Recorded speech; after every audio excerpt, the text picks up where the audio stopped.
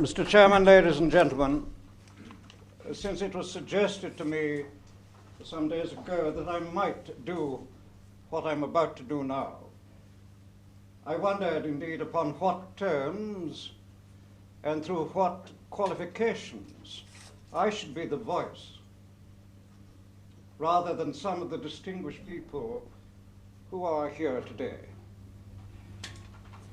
I've reluctantly come to the conclusion that it is purely on Somerset House grounds.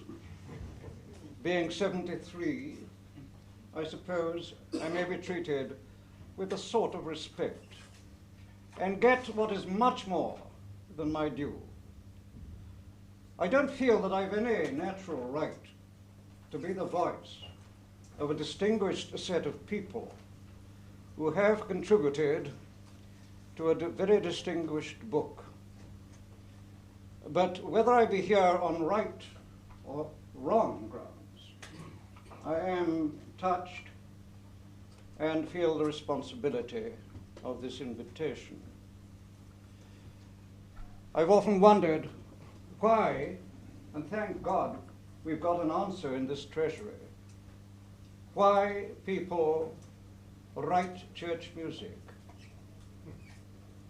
Why should I, a hard-working chap who's got to earn his pennies all his life by working so hard that he has no time at all to compose, why should I suddenly turn, if it be sudden, to the church?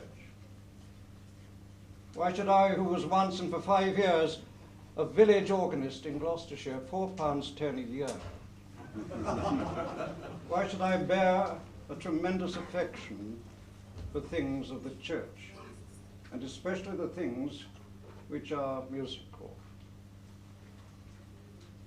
I've been lucky, as, thank God, some of my colleagues among the composers of church music have been lucky to have come, as it were, to some sort of maturity with the help of the organ loft and those distinguished people who live in it. I was talking to Malcolm Sargent the other day about the things that really mattered in his life.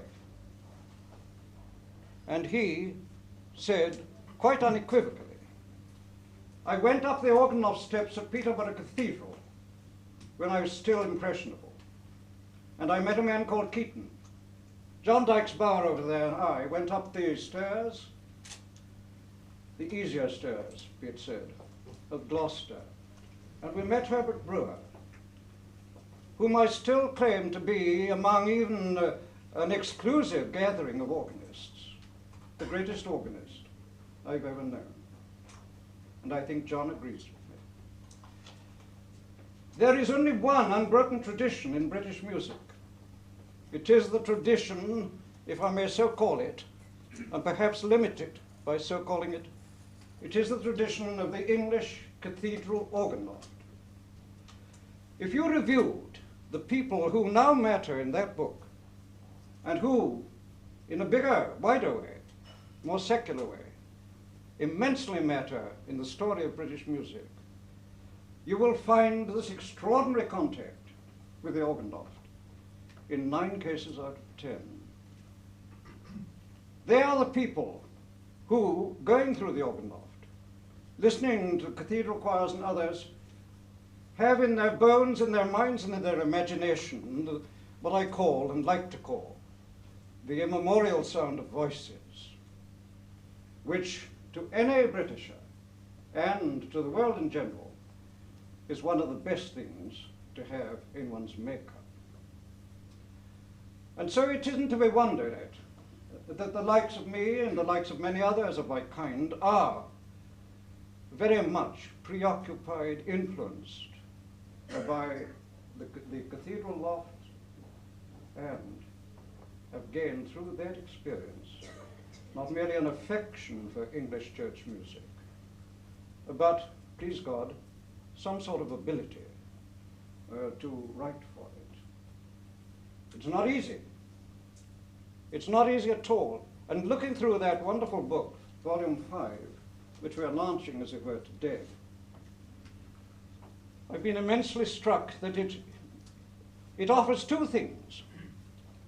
It offers a record of certainty, the certainty of achievement in this line of music. And implicitly, but not actually, it offers a terrific warning. And the warning, which is the thing I'd rather dwell upon, although it makes me sad sometimes, is that if you're going to write church music, you've got willy-nilly to accept very defined boundaries as to what you may do and what you do. And the warning that I see implicitly, as it were, can you see a thing which is merely implicit? Never mind. That I see in their book is so much that we've jolly well got to look out whether, in fact, the clergy of this country, I'm going to say this quite boldly, abate their own particular appeal to the young people outside the churches and feel that presently we can, without loss of dignity and without offense to the Almighty, bring in our guitars, our pipes, our drums, and our pop music to take the place of the appeal which has so often fallen to the ground from the pulpit. I hope I'm not seeing a warning that isn't there, but I'm perfectly certain that I am. But my job today is merely to greet in your name and to congratulate the co-editors of this book. Dr. Knight, I'm glad to say, is a man extremely well known to me as a man, as a musician, as today perhaps the kingpin of organization of English church music. Poor Bill Reed was my pupil for a long time. You see, I'm an old man and he's not very old. I know him too. I know the moral fervor of Dr. Reed. I've looked in the last few days through these pages. I've been deeply impressed. Some of you are not old enough to know what I feel when I turn over the opening pages of this book. I see something by Herbert Perry, who taught me. Next, Charles Stanford, whose ring I wear on my finger, and who taught me. Charles Wood, who was the greatest teacher I ever knew, for 5 years. Vaughan Williams, who has mattered more in my life than any man I know, and so on. Edward Bairstow, whose voice, as somebody said once, was like nails falling on the corrugated iron roof, and so on. I could go through that book, and it's only at the very end of your printed music in that book that I come to the end of my acquaintance or associations. Now, in your name, and because I've already spoken more than my 4 3/4 minutes, I want to congratulate our co-editors. I want to congratulate the publishers. I want to congratulate EMI, because, believe me, all three of you, all through the departments, I am deeply impressed, and I know that I can speak for all my fellow composers of church music, that these 5 volumes represent an astonishing achievement, and that it is a book into which one can oneself dip without offense and with great profit. I'm delighted to have been here. Thank you.